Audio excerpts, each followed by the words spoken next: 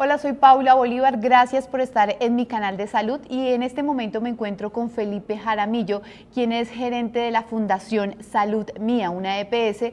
Y bueno, hoy en el debate de la salud hay varias EPS, principalmente las más grandes que tenemos en el país, que han manifestado que el dinero que le entrega el Estado colombiano no es suficiente para atender a todos sus afiliados. Sin embargo, pues mi invitado de hoy piensa lo contrario. Felipe, ¿por qué?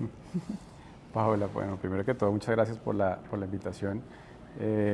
Y pues antes de contestarte esa pregunta, creo que es importante porque tenemos que ayudar a las personas y al público en general a entender estos temas. Estos temas no son blanco y negro, como los estamos debatiendo hoy en el país. Creo que estamos hablando de o es sí o es no. Creo que en salud tenemos que aprender a conocer los temas desde la complejidad y llevarlos a un entorno un poco más sencillo donde todos los podamos entender. Pero sí, tienes razón. Yo creo y nuestra experiencia y la experiencia que hemos tenido en el aseguramiento nos lleva a pensar y a determinar que los recursos que están asignados son suficientes en la medida en la que nosotros como participantes dentro del sistema de salud, como actores, digamos, con una responsabilidad bien importante dentro del sistema de salud, somos capaces de organizar y de articular estos recursos en función de las necesidades de nuestros usuarios. Cuando tú vas a hacer, por ejemplo, un proyecto en cualquier otro sector, en cualquier otra industria, y tú quieres crear un presupuesto, tú dices, bueno, voy a hacer la actividad A, la actividad B, la actividad C, la actividad D, ¿cierto? Y calculas un presupuesto para cada una de esas actividades en función del objetivo que tiene ese proyecto o en función del objetivo que tiene un área o un proceso. En salud no se hace así, pero se debería hacer así. Y ahí es donde uno puede determinar que el dinero sí podría alcanzar, porque cuando tú lo construyes de esa manera, y que es algo que hemos hecho nosotros en Fundación Salud Mía, entonces tú tomas las condiciones de salud de tu población, las necesidades de tu población, y te devuelves y calculas cuáles son los servicios, terapias o tecnologías que se requieren para atender las necesidades de salud en función de las condiciones. Y lo que te da normalmente es que hay una diferencia entre ese enfoque y lo que termina siendo las frecuencias de uso. Pero Felipe, muchos dirán, ay, pero usted no puede hacer una comparación entre una EPS que tiene afiliado a más de 6 millones de personas con una EPS que tiene 50.000 afiliaciones. Ante estos cuestionamientos, ¿qué responde usted? Eso, digamos que es cierto en el sentido que ha habido una dinámica en el país que ha llevado unas poblaciones que habían estado históricamente mal atendidas por otras EPS a ser redistribuidas en unos aseguradores que las tuvieron que recibir y que han tenido que incurrir en una serie de actividades adicionales para poder atender las necesidades de esas poblaciones que no tuvieron, los servicios a tiempo o no tuvieron como una negación de servicios durante meses o inclusive años. Que cuando una EPS hace bien su trabajo, pues hace inducción a la demanda, se anticipa a los problemas, hace gestión de riesgo y va tratando de minimizar la evolución, de las enfermedades de manera tardía, de tal manera que podamos tener un impacto en la salud, y las que realmente hacen el trabajo, pues impactan en la promoción y prevención, que es uno de los temas que poco hablamos y que poco, le invertimos en este país. Entonces, desde este punto de vista, digamos que puede haber algo de cierto, ¿sí? Sin embargo, yo creo que hay que traerlo a la mesa. Claro, eso claramente, seguramente ha traído algo más de siniestralidad, es cierto, pero no creo que explique completamente el fenómeno, porque al final del día, si a una EPS le asignaron, no sé, 200.000, 500.000 usuarios, pero ya tenía en el pool, de aseguramiento, ya tenía otros 3 o 4 o 5 millones dentro, ellos ya los conocía, ya tenía una evolución y ya tenía, digamos, y tiene una trayectoria. Pero entonces, Felipe, ¿cuál puede ser la solución acá? Porque usted nos está diciendo, bueno, yo tengo una EPS, no es una EPS tan grande como las que se han mencionado en los últimos días, pero a mí sí me funcionan esos recursos, a mí sí me sirve, hay que saber gestionar el riesgo, conocer bien a los pacientes. ¿Cuál es esa propuesta que usted hace teniendo en cuenta pues eso que estamos comentando? Esa es una gran pregunta, mira. Yo creo que no hay una respuesta exacta para todos los aseguradores. Obviamente depende y creo que eso lo abordó probablemente los últimos 2 planes decenales de salud.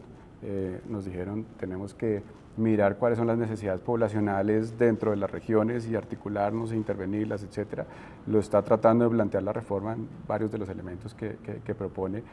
Sin embargo, más allá de eso, yo creo que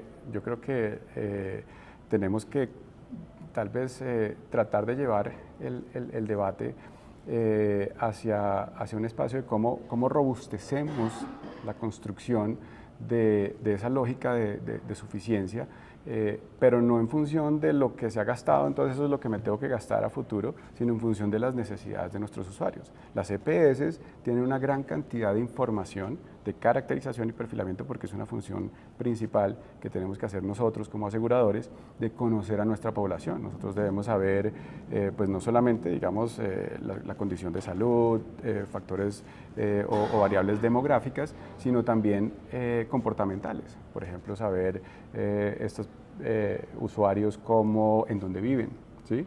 Cuáles son sus condiciones de vida, cómo son sus hogares, en qué barrios están viviendo, cómo interactúan en su vida diaria, cuáles son sus hábitos o comportamientos frente al consumo de alcohol, frente al tabaquismo, cómo son sus rutinas de descanso, de sueño. Hay mucha información que las EPS deben recolectar, cómo se alimentan, qué tipo de ejercicio están haciendo, son sedentarios, no son sedentarios. Y esa información es muy valiosa para hacer gestión. Y cuando uno contrasta esa información con intervenciones específicas, lo que nos damos cuenta es que no estamos logrando llegar ahí. Y al final del día lo que estamos haciendo como sistema de salud es tratar de llegar temprano al desencadenamiento de la enfermedad, ¿sí? Que en muchos casos no se logra, pero no necesariamente prevenir la enfermedad. Hoy yo te digo una cosa, o sea, 70-80% de los diabéticos no debieron haber sido diabéticos. O sea, la carga genética realmente es un 20% de la salud, explica, digamos, el comportamiento del fenómeno en un 20, un 30%. Genéticamente tú puedes decir, bueno, eso sí ya se ganaron la lotería y tenían que haberse ido por ese lado. Pero hoy estamos atendiendo al 100%, entonces tienes una brecha de 60-70% de la población que no debieron haber llegado a esa carga de enfermedad y que hoy la estamos asumiendo. ¿Sí? Claro, ahí también hay un tema de responsabilidad de cada una de las personas. Sí, es un tema que hoy nos está debatiendo en la reforma a la salud. Y Felipe, quiero preguntarle por algunos cuestionamientos que he escuchado justamente de los pacientes para las EPS y dicen, no, pero yo nunca he usado mi EPS, nunca me he enfermado, nunca he utilizado ningún servicio. ¿Por qué están diciendo que no les alcanza si se supone que entonces lo que la UPC, que es lo que paga el gobierno por mi atención, no está siendo utilizado? ¿Qué sucede ahí? ¿Qué podríamos explicar sobre este problema? No, precisamente, o sea, creo que le diste en el punto clave, digamos, de la suficiencia. Cómo funciona el aseguramiento financiero es que tú defines una prima, ¿cierto? Y la prima es la UPC, lo que hemos venido como hablando en el país desde hace unos meses, que se ha podido como centrar un poquito más en el entendimiento de este concepto, que yo creo que era desconocido para muchos colombianos. Claro, sí. ¿Sí? Y lo que se definió es que esta prima, digamos que es la que se asigna dependiendo pues, de unas variables principalmente demográficas, es decir, dependiendo de tu edad y algunas zonas en el país y algunas comunidades, hay unas primas diferenciales. Entonces la UPC se ajusta, tiene unos ajustadores dependiendo de esas condiciones. Por ejemplo, si tú estás de 0 a 5 años, ¿sí? Eres un recién nacido y estás en la primera infancia, pues tú recibes una prima más grande de lo normal, porque ahí vas a tener que hacer vacunación, vas a tener que hacer muchos controles, seguimientos, etcétera. Cuando pasas de cierta edad, eso baja, entonces la prima es más pequeñita, y cuando llegas ya a una edad adulto mayor, mayores de 60, 70, entonces también empiezas a tener una prima cada vez más alta, porque pues obviamente al final de la vida pues todos vamos a tener obviamente un empeoramiento de la salud, y pues eso va a generar unos costos adicionales, entonces también tienes una prima más alta. Pero en promedio, si tú lo promedias toda, te va a dar más o menos, mal contado, alrededor de unos 130 mil, 140 mil pesos promedio por persona mes. ¿Sí? Okay. ¿Qué sucede? Que, claro, hay personas que nunca lo utilizan, pero hay personas que sí lo utilizan. Si tú te das cuenta, si a ti te están dando 140 mil pesos o 130 mil pesos, el valor que tomes al mes por cada persona, si esa persona le da un cáncer y se enfermó hoy, pues yo con 140 mil pesos no hago nada para atender a esa persona, ¿cierto? Sí, total. O sea, no, porque un tratamiento de cáncer puede costar millones de pesos y puede durar meses o inclusive años en el tiempo. Entonces, con esos 140 mil pesos no hice nada. Pero lo que sucede es que tú tienes una población, entonces tú tendrás una prevalencia de cáncer y una incidencia, pero principalmente una población de cáncer reducida. Entonces tú en una población vas a tener una tasa, entonces un grupo, entonces si tienes 100 pacientes de cáncer, ellos te van a consumir digamos un grupo importante de recursos. Es el modelo solidario, ¿no? Es el modelo solidario. Sí, yo no lo uso, pero lo está usando otra persona con cáncer, con una enfermedad crónica. Y así funcionan todos los seguros. Un seguro de vida te funciona igualitico, un seguro de carro te funciona igualitico. Entonces, lo que se calcula en la prima es los que no se van a estrellar en el carro, ¿cierto? Ellos te están pagando todos los meses, pero tú vas a tener un 10% que se van a estrellar y van a quedar en pérdida total. Entonces, con lo que todos aportaron, pues tú vas y vas a pagar eso, y al final del día debe sobrar algo de plata para todos. Bueno, y Felipe, ya para finalizar, porque se nos alarga el tema y podríamos quedarnos acá toda la tarde, ¿cuál debe ser entonces la respuesta, o cuál debe ser la discusión en la reforma a la salud? Porque ya se ha dicho, ¿se deben acabar las EPS? ¿Sí o no? ¿Los recursos los debe administrar la ADRE? ¿Sí o no?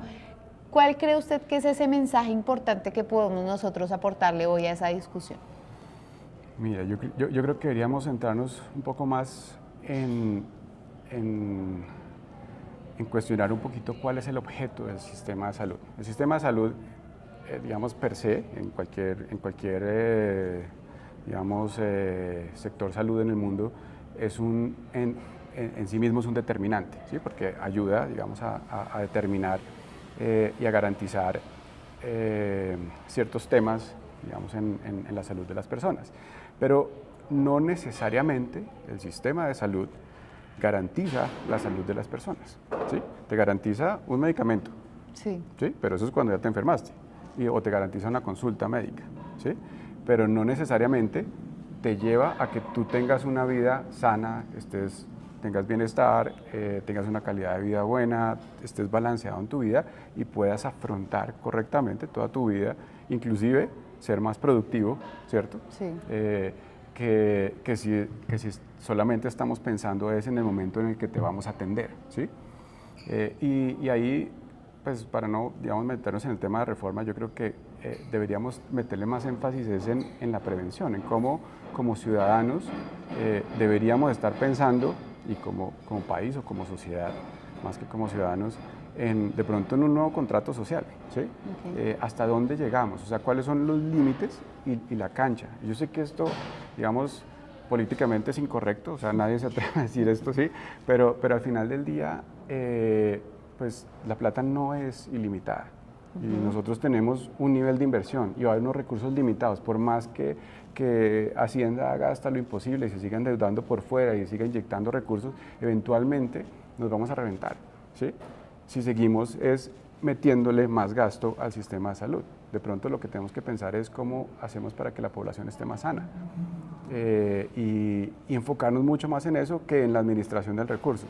Yo creo que le hemos metido tanto énfasis a la administración del recurso que estamos dejando a un lado la discusión de cómo hacer para que todos pues, tengamos una vida más saludable.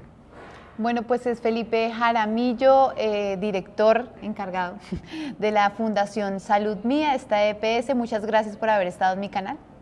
Muchas gracias, Paula. Si te gustó este tipo de contenido, no olvides suscribirte en la campana, comenta y pregunta.